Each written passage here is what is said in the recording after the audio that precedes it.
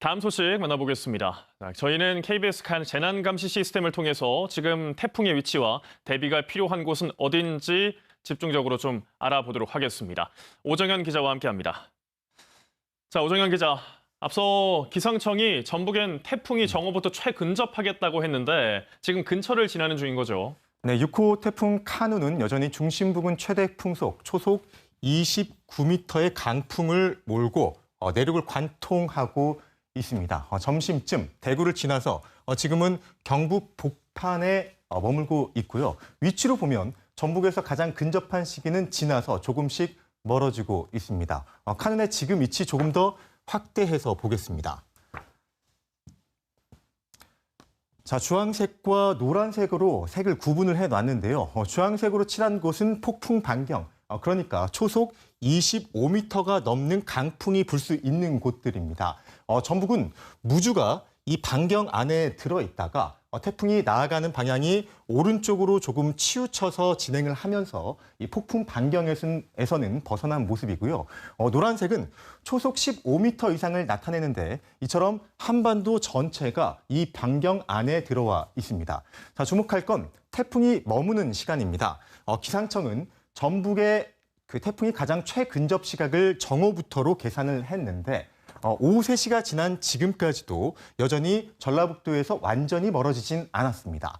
이번 카눈의 특징입니다. 그간의 태풍보다 느리게 움직이면서 오래 훑고 지나가는 만큼 쉽게 경계를 늦춰선 안 됩니다. 지금 바람 상황도 숫자로 살펴보도록 하겠습니다. 기상청 관측 장비로 측정된 최대 풍속을 10분 단위로 기록한 수치입니다. 태풍 길목에 가까이 있는 무주의 경우 지금 초당 3.8m 정도의 바람이 관측이 되고 있습니다. 현장 모습 실제로 살펴볼 텐데요. 덕유산 설천봉의 모습을 영상으로 보여드릴 텐데 지금 영상 전송이 조금 지연이 되고 있습니다. 네.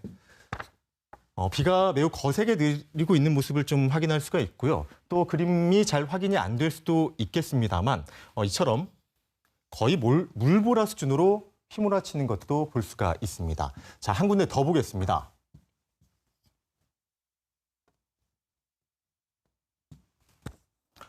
조금 전에 저희 현장에 나가 있는 기자가 그 상황을 전해드렸던 곳인데요. 무주 남대천입니다.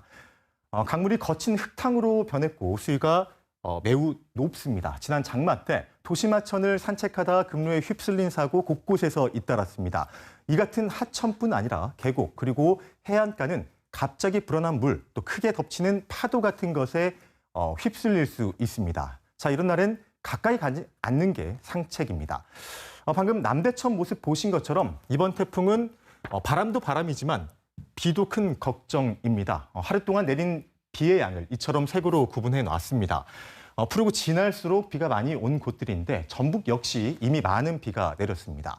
기상청은 앞으로 20에서 60mm, 특히 시간당 30mm 비가 한꺼번에 쏟아질 수 있다고 예보했습니다. 주의하셔야겠습니다.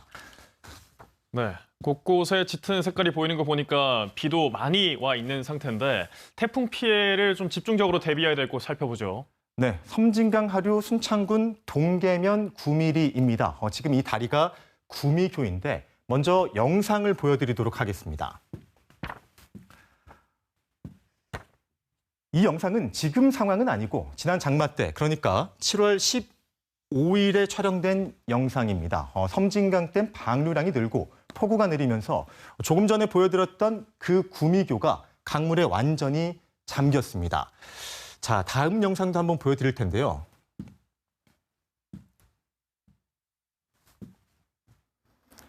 자, 이렇게 앞서 본 다리뿐 아니라 강변 따라 이어진 도로도 완전히 침수가 됐습니다. 다시 지도를 보면 이 구미교와 강변에 있는 도로를 따라서 산속으로 조금 들어가면 강경마을이 있습니다.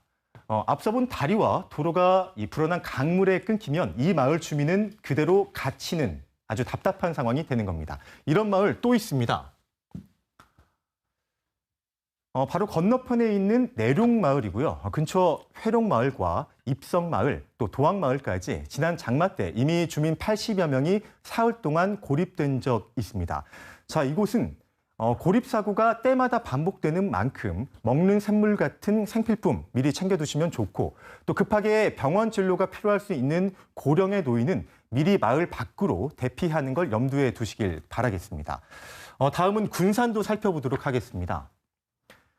산림청이 어제 오후 전국의 산사태 위기 경보를 최고 단계인 심각으로 높였는데요. 군산에는 이처럼 장계산 주변으로 붕괴 위험 지역들이 있습니다. 특히 이 가운데 군산 해망지구는 이처럼 산 비탈 아래 아파트가 있습니다. 이미 지반이 약해진 상태에서 비가 계속 내리면 비탈면에서 쏟아져 내리는 흙이나 돌들이 도로나 아파트 근처를 덮칠 수 있습니다. 비탈면 옆 도로 지날 때는 특히 조심하셔야겠습니다. 지금까지 KBS 재난감시 시스템으로 태풍 상황 전해드렸습니다.